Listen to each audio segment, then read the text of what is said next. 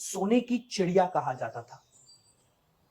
सोने की चिड़िया एक प्रॉस्परस इकोनॉमी का प्रतीक था, जहां सब कुछ संभव था। यहां पर धन, समृद्धि और संस्कृति की कोई कमी नहीं थी। भारत एक ऐसा देश था जहां व्यापार, कृषि और व्यवसाय के अलग अलग रंग थे। एग्रीकल्चर हमारे देश के रोजगार का सबसे बड़ा जरिया था।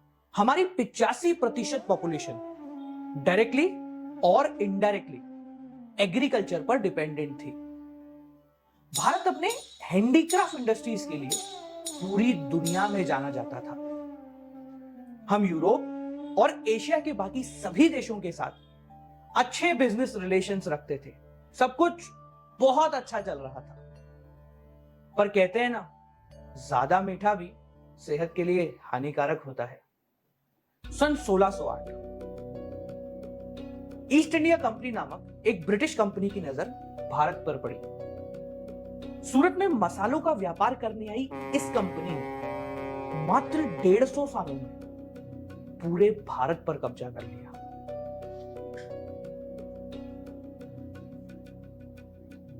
सत्रह की बैटल ऑफ प्लासी से 1947 तक की आजादी के सफर में हमारे देश ने करीब 200 सालों का अंधकार देखा।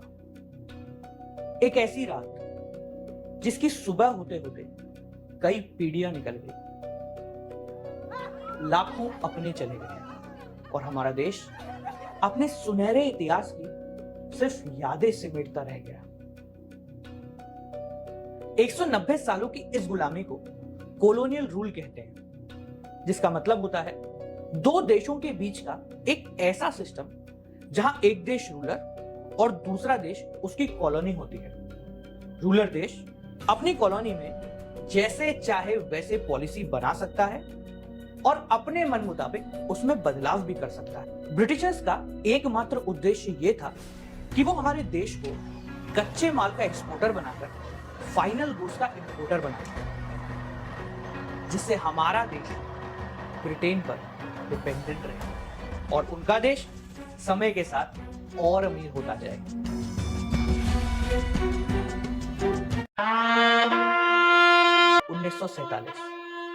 लाखों स्वतंत्रता सेनानियों की शहादत रंग लाई और स्वतंत्र भारत की पहली किरण ने पूरे देश में अपनी रोशनी फैलाई।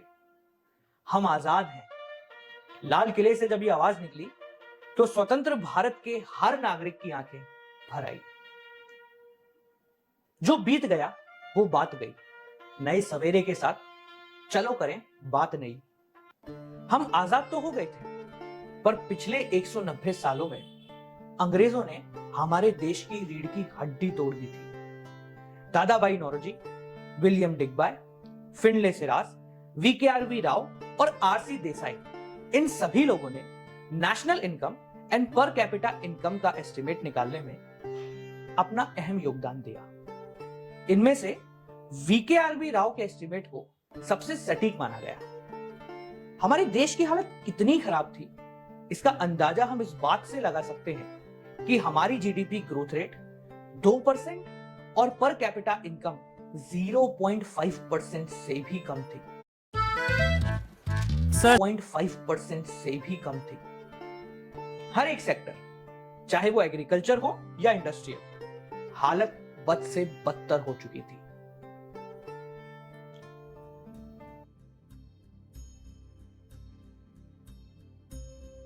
भारत देश को अगर वापस चलना था तो सबसे पहले यह समझना जरूरी था कि अंग्रेजों के शासन के 190 साल इन सभी सेक्टर्स के साथ क्या हुआ था और ये सभी ईव ऑफ इंडिपेंडेंस पे कहां खड़े थे। शुरुआत हुई एग्रीकल्चर सेक्टर से, जहां अभी भी 72.7% पॉपुलेशन अपने एम्प्लॉयमेंट के लिए निर्भर थी। अंग्रेजों को यह बात बहुत अच्छे से पता थी कि एग्रीकल्चर भारत देश की शान है। इसलिए उन्होंने सबसे पहले जमींदारी सिस्टम की शुरुआत करी। जमींदारी सिस्टम एक ऐसा सिस्टम था जिसमें भूमि का मालिकाना हक किसानों से ले लिया गया और यह हक जमींदार को दे दिया गया, जो किसानों से लगान वसूल करके ब्रिटिश सरकार को देता था।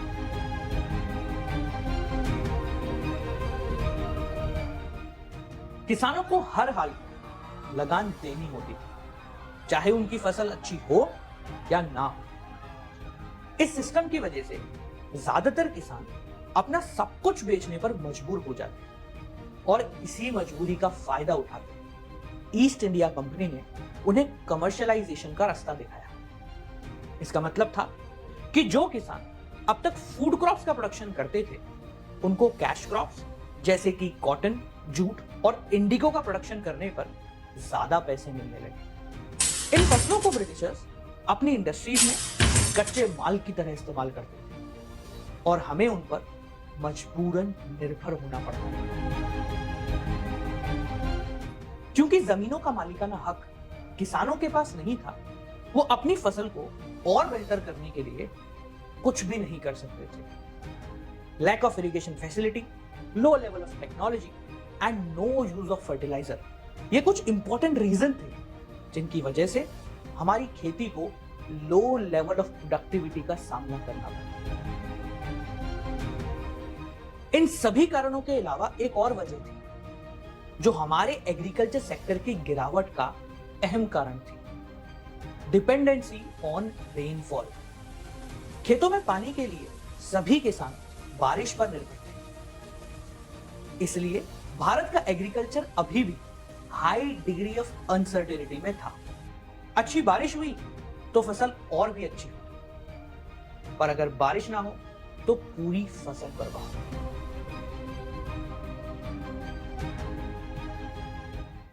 अगर आपको भी इकोनॉमिक्स पढ़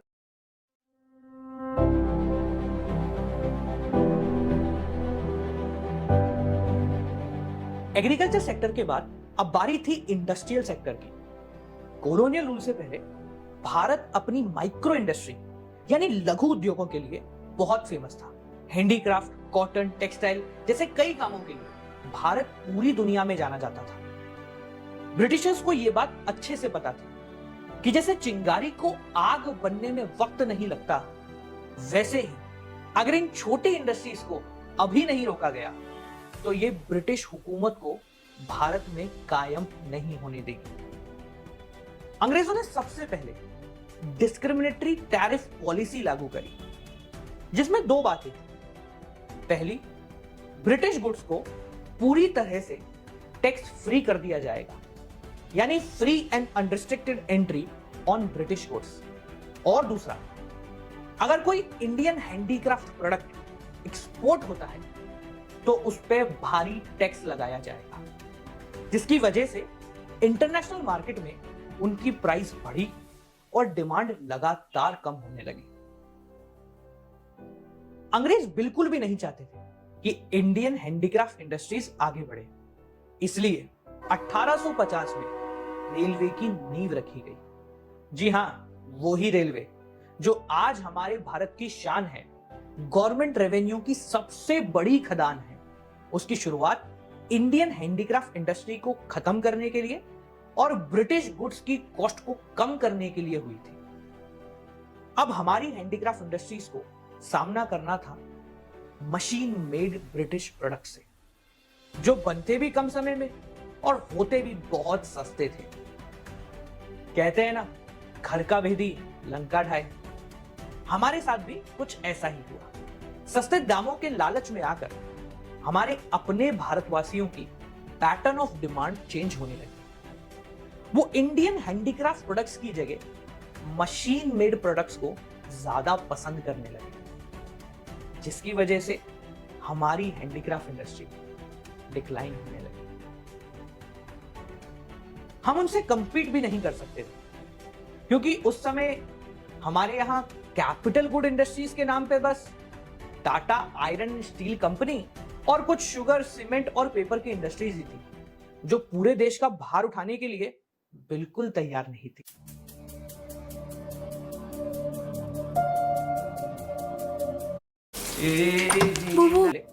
उसके फॉरेन ट्रेड पर हमला किया जाता है। ब्रिटेन, जिसने भारत जैसे देश पर 190 साल राज किया, उसको यह बात भली भांति पता थी। इसलिए उन्होंने पहली फुर्सत में भारत के इंटरनेशनल ट्रेड पर मोनोपोली कंट्रोल कायम किया। अब हमारा 50% से भी ज्यादा एक्सपोर्ट ब्रिटेन तक ही सीमित था और बचा कुचा चाइना, श्रीलंका और ईरान में सिमट कर रह गया। ब्रिटिशर्स ने पहले ही हमें रॉ मटेरियल का एक्सपोर्टर और फिनिश गुड्स का इंपोर्टर बना दिया था। अब आई इस नई पॉलिसी से हमारा पूरा कंट्रोल उनके हाथों में चला गया। ब्रिटिशर्स अब भारत के रिसोर्सेज को पूरी तरीके से अपने फायदे के लिए इस्तेमाल करने लग गए थे और अपने रास्ते में आने वाले सभी कांटों को तिनके की तरह हटाने को तैयार थे। इसी के चलते अपनी ट्रांसपोर्टेशन कॉस्ट को कम करने के लिए सन 1869 में सुएज कनाल की शुरुआत हुई। यह कनाल भारत महासागर और लाल सागर को जोड़ता है और इसकी लंबाई लगभग 193 किलोमीटर है। यह कनाल इंडिया से ब्रिटेन तक के लिए एक शॉर्टकट रास्ता है, जिससे अब पानी के रास्ते इन दोनों देशों की दूरी और समय कम हो गया है। अंग्रेज भारत को पनपने का कोई भी मौका नहीं देना चाहते, इसीलिए रॉ मटेरियल के एक्सपोर्ट से आने वाले सभी पैसों को वो नॉन डेवलपिंग एक्टिविटीज जैसे ब्रिटिश गवर्नमेंट के युद्ध में हुए खर्चे, ऑफिस सेटअप और सर्विसेज के ट्रेड में लगा देते थे। यानी हमारी कमाई को पानी की तरह बहा रहे थे।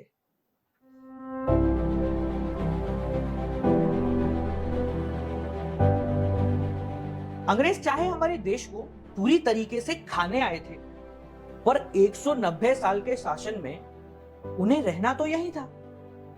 इसीलिए न चाहते हुए भी बेसिक इंफ्रास्ट्रक्चर का डेवलपमेंट उन्हें करना पड़ा। इंफ्रास्ट्रक्चर का मतलब होता है वो फिजिकल स्ट्रक्चर एंड फैसिलिटी जो किसी भी देश को चलाने के लिए जरूरी थी, जैसे बिल्डिंग, रोड, पावर सप्लाई और बाकी सभी। अंग्रेजों को खेतों से आए कच्चे माल को अपने गोदामों तक पहुंचाना था, जिसके लिए उन्होंने उस रास्ते में रोड्स का डेवलपमेंट शुरू किया। अब जब सामान उनके पास आ चुका था तो अगला काम था उसे दूसरे शहर तक भेजना, जिसको आसान बनाने के लिए 1850 में उन्होंने रेलवे की शुरुआत कर दी। ब्रिटेन तक ये कच्चा माल पहुंचे, उसके लिए जरूरी था कि एयर एंड वाटर ट्रांसपोर्ट की सुविधाएं सही रहे, तो ना चाहते हुए भी पोर्ट्स एंड एयर ट्रांसपोर्ट का डेवलपमेंट शुरू हो गया। और अंत में इस पूरे प्रोसेस को सही तरीके से चलाने के लिए और हर एक बात की खबर रखने के लिए पोस्ट एंड टेलीग्राफ सर्विसेज शुरू हुई। इसका पूरा ध्यान रखा गया कि भारत की आम जनता इसका इस्तेमाल ना कर पाए, इसलिए इन्हें सिक्योरिटी के नाम पर महंगा कर दिया गया। कहने को तो ये सारी सुविधाएं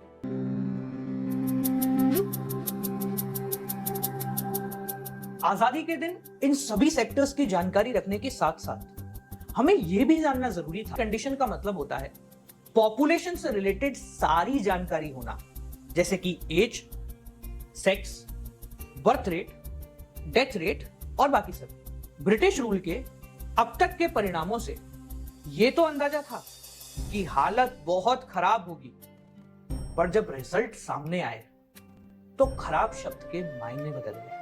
अगर कॉलोनियल रूल की वजह से सबसे ज्यादा कोई हारा था तो वो थी भारत की आम जनता। पहले बात हुई बर्थ रेट की, जो 48 पर 1000 आई, जिसका मतलब था कि इकोनॉमी में रिसोर्सेज को डेवलप करने से ज्यादा उसे यूज करने वाले आ गए थे। मलेरिया, कॉलेरा, टीबी और स्मॉल पॉक्स जैसी बीमारियों का कोई इलाज ना होने के कारण डेथ रेट का नंबर 40 पर 1000 को पार कर गया था। हाई डेथ रेट से 3 मतलब निकलते हैं। पहला, पुअर हेल्थ फैसिलिटी यानी हॉस्पिटल्स और डॉक्टर्स की कमी। दूसरा, हाई लेवल ऑफ पॉवर्टी। और तीसरा, हाई इन्फेंट मोर्टेलिटी रेट, जो कि 218 पर 1000 थी, जिसका मतलब था कि हर 1000 पैदा हुए बच्चों में से 218 बच्चे 1 साल की उम्र से पहले ही मर जाते थे। अगर आप उन लोगों में से हो जिन्हें बर्थ रेट या डेथ रेट का मतलब नहीं पता, तो डरो मत, बर्थ रेट या डेथ रेट का मतलब होता है जन्म दर और मृत्यु दर, जो बताता है कि पर 1000 लोगों में से कितने पैदा हुए या कितने मरे। दुनिया की हर इकोनॉमी इसको कंट्रोल करने का प्रयास करती है, क्योंकि इसके आंकड़े बताते हैं कि आपकी इकोनॉमी कितनी बेहतर है। इनके नंबर्स को 3 स्टेजेस में बांटा गया है, जिन्हें स्टेजेस ऑफ डेमोग्राफिक ट्रांजिशन कहते हैं। First stage high birth rate and high death rate, जो स्टेगनेंट यानी रुकी हुई इकोनॉमी का प्रतीक है। Second stage high birth rate and low death rate, जो बताती है कि आपकी economy initial stage of development पर है। Third low birth rate and low death rate, जो कि डेवलपिंग या डेवलप्ड इकोनॉमी को दर्शाता है। भारत सन 1921 से पहले तक स्टेज 1 में था और 1921 के बाद स्टेज 2 में आ गया। इसीलिए 1921 के ईयर को ईयर ऑफ ग्रेट डिवाइड भी कहा जाता है। लोग जल्दी मर रहे थे। हमारी एवरेज लाइफ एक्सपेक्टेंसी 1921 में 32 साल की थी, यानी एक एवरेज आदमी 32 साल तक ही जिंदा रह पाता था। यह बात डरावनी तो थी, पर इससे भी ज्यादा डरावनी बात यह थी कि जो जिंदा थे उनकी लिटरेसी रेट 16% से भी कम थी, जहां महिलाओं की रेट तो 7% से भी नीचे थी। लिटरेट या साक्षर उस व्यक्ति को कहते हैं जिसकी उम्र 60 साल या उससे ज्यादा हो और वो कोई भी एक भाषा लिख, पढ़ और बोल सकता हो। ये कितनी खराब है इसका अंदाजा इस बात से लगाया जा सकता है कि आज बिहार की लिटरेसी रेट पूरे भारत में सबसे कम है और उसका नंबर फिर भी 61.8% है।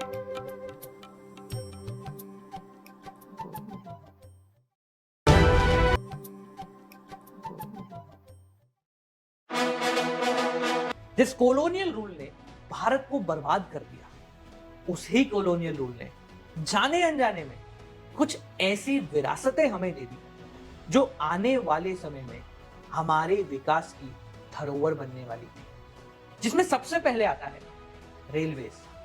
भले ही रेलवे की शुरुआत हमारी इंडस्ट्री को खत्म करने के लिए हुई थी, पर समय के साथ ये भारत का सबसे बड़ा खजाना बन गई और आज दुनिया का 4th लॉन्गेस्ट रेलवे नेटवर्क हमारे देश का है, जिसमें करीब 65,000 किलोमीटर से ज्यादा की रेलवे लाइन्स है।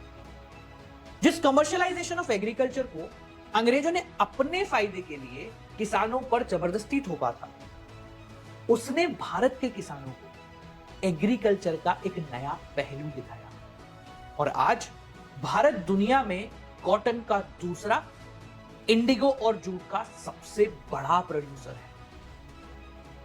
इतना ही नहीं, जिस मॉनेटरी सिस्टम की वजह से आज हमारी इकोनॉमी हर रोज डेवलपमेंट की राह में आगे बढ़ रही है, उस मॉनेटरी सिस्टम की धरोहर भी कॉलोनियल रूल से ही आई, वरना शायद आज भी हम बार्टर सिस्टम को पूरी तरीके से हटा नहीं पाते। और अंत में दुनिया की सबसे बड़ी डेमोक्रेटिक कंट्री